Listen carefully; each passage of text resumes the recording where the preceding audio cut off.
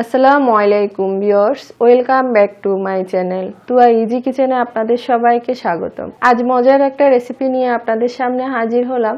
ঘরোয়া মশলায় বিফ কোপ্তা কারি। খুবই মজার একটা রেসিপি, সহজভাবে করে দেখানোর চেষ্টা করেছি। আশা করি আমার রেসিপিটা আপনাদের ভালো লাগবে। চলুন মূল রেসিপিতে যাই। এখানে আমি গরু মাংসের কিমা নিয়েছি হাফ কেজি। কিমাটা দেখে হয়তো বুঝতে পারছেন কিরকম হয়েছে।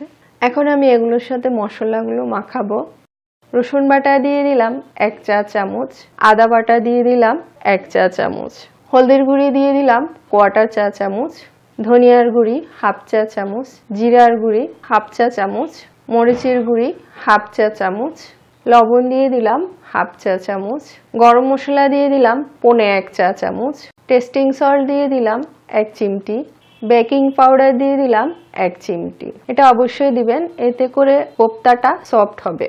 গোলমরিচের গুঁড়ি দিয়ে দিলাম হাফ চা চামচ, বেসন দিয়ে দিলাম 2 টেবিল চামচ, সয়াবিন তেল দিয়ে দিলাম 1 টেবিল চামচের মতো।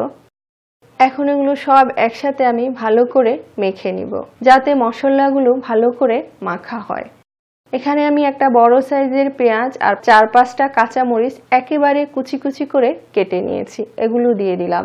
যত ভালো করে মাখাবেন তত মশলাগুলো ভালো করে মিক্স হবে। খুবই মজার একটা রেসিপি, একেবারে ঘরোয়া মশলা এটা তৈরি করে দেখিয়েছি। সব মশলাই আপনাদের হাতের কাছে থাকবে আর যে কোনো টাইমে এটা তৈরি করে খেতে পারেন। পুরো রেসিপিটা ফলো করে একবার তৈরি করে দেখবেন, আশা করি ভালো লাগবে। আর আমার রেসিপিটা যদি ভালো লাগে লাইক কমেন্ট শেয়ার করবেন, আমার চ্যানেলটি সাবস্ক্রাইব করবেন, আমার পাশে থাকবেন, অনুরোধ রইল সবার কাছে।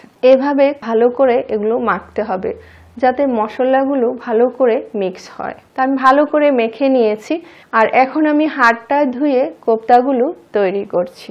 আমি মিডিয়াম সাইজ করছি, আপনারা আপনাদের পছন্দ মতো ছোট বড় যে কোনো সাইজ করতে পারেন। একদম গোল করে এরকম করে নিয়েছি, দেখতে পাচ্ছেন, যেন কোনো সাইডে ফাটা না থাকে। যদি ফাটা ফাটা হয়ে থাকে তাহলে রান্না করার সময় কোপ্তাগুলো ভেঙে যেতে পারে। দেখতে পাচ্ছেন আমি সবগুলো বানিয়ে নিয়েছি। এখন আমি রান্নায় চলে যাব। চুলায় একটা পাতিল বসিয়েছি আর পাতিলে সয়াবিন তেল দিয়ে দিলাম হাফ কাপের মতো। তেলটা একটু গরম হওয়ার পর আমি কোপ্তাগুলো একে একে দিয়ে দিচ্ছি। চুলার আঁচটা মিডিয়ামে আছে। মিডিয়াম আঁচে এগুলো আমি নেড়ে চেড়ে 2-3 মিনিটের মতো ভেজে নিব। খুব একটা বেশি সময় নিয়ে এগুলো ভাজবো না, কোপ্তাগুলো শক্ত হয়ে যাবে। আর যদি বেশি শক্ত হয়ে যায় তাহলে কোপ্তাগুলো খেতে তেমন একটা ভালো লাগবে না। জাস্ট 2-3 মিনিট হালকা ভেজে নিব। 2-3 মিনিট পর আমি এগুলো উঠিয়ে নিচ্ছি।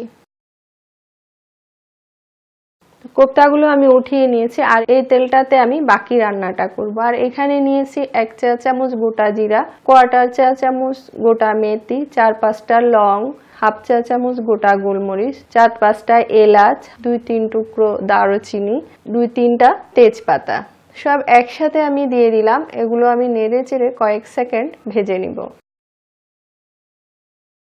2-3 সেকেন্ড ভাজার পর পেঁয়াজ বাটা দিয়ে দিলাম 1 কাপের মতো। একটু নেড়ে চেড়ে ভালো করে মিক্স করে দিলাম। রসুন বাটা দিয়ে দিলাম 1 টেবিল চামচ, আদা বাটা দিয়ে দিলাম 1 টেবিল চামচ। সব একসাথে এখন নেড়ে চেড়ে 2-3 মিনিট ভালো করে ভুনে নিব। 2-3 মিনিট ভুনার পর হলদির গুঁড়ি দিয়ে দিলাম 1 চা চামচ, মরিচের গুঁড়ি দিয়ে দিলাম 1 চা চামচ, ধনিয়ার গুঁড়ি 1 চা চামচ, জিরার গুঁড়ি 1 চা চামচ, লবণ দিয়ে দিলাম 1 চা চামচ। ঝাল যদি কেউ বেশি খান মরিচটা আরেকটু বাড়িয়ে দিতে পারেন। এখন সব একসাথে নেড়ে চেড়ে মিক্স করে দিচ্ছি। পানি দিয়ে দিলাম হাফ কাপের মতো। মিডিয়াম আঁচে আমি 5 থেকে 6 মিনিট এগুলো ভালো করে কষাবো। ঢেকে দিলাম। ফিরে আসলাম 5 মিনিট পর। মশলাটা কষে গেছে, তেলটা উপরে উঠে এসছে। নেড়ে চেড়ে একটু উপরে নিচ করে দিলাম। আর এখানে আমি 5-6টা আলু এভাবে কেটে নিয়েছি গোল গোল করে, যেরকম আমরা মাংসের সাথে যেরকম দিই এভাবে করে কেটে নিয়েছি। এগুলো দিয়ে দিলাম মশলার সাথে আর নেড়ে চেড়ে ভালো করে মিক্স করে দিচ্ছি। মিডিয়াম আঁচে 5 থেকে 6 মিনিট এখন আমি এগুলো কষাবো। ঢেকে দিলাম। ফিরে আসলাম 6 মিনিট পর। দেখতে পাচ্ছেন আলুটা সুন্দর কষে গেছে, খুব সুন্দর একটা ফ্লেভার বেরিয়েছে। একটু ভালো করে নেড়ে চেড়ে এখন আমি কোপ্তাগুলো দিয়ে দিচ্ছি। বড় মগের 2 মগ পানি দিয়ে দিলাম। মিডিয়াম আছে 15 থেকে 20 মিনিট রান্না করব। ঝোল যেরকম রাখতে চান সেই হিসাব করে পানিটা আপনারা কম বেশি করতে পারেন। ঢেকে দিলাম। ফিরে আসলাম 15 মিনিট পর।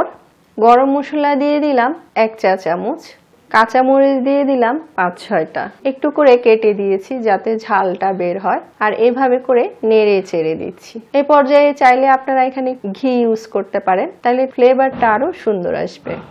একেবারে লো আছে এখন আমি 5 মিনিট রান্না করব, তারপর আপনাদেরকে পরিবেশন করে দেখাচ্ছি। দেখতে পাচ্ছেন কি সুন্দর হয়েছে, দেখতে কতটা লোভনীয় লাগছে। এটা আপনি সাদা ভাত, প্লেন পোলাও, রুটি, পরোটা সবকিছুর সাথেই পরিবেশন করতে পারেন। ফ্যামিলির ছোট বড় সবাই পছন্দ করবে। পুরো রেসিপিটা ফলো করে একবার তৈরি করে দেখবেন, আশা করি ভালো লাগবে। আর এতক্ষণ আমার ভিডিওটা দেখার জন্য আপনাদের সবাইকে অনেক অনেক ধন্যবাদ। আবার অন্য কোনো রেসিপি নিয়ে আপনাদের সামনে হাজির হব। সবাই ভালো থাকবেন। আল্লাহ হাফেজ।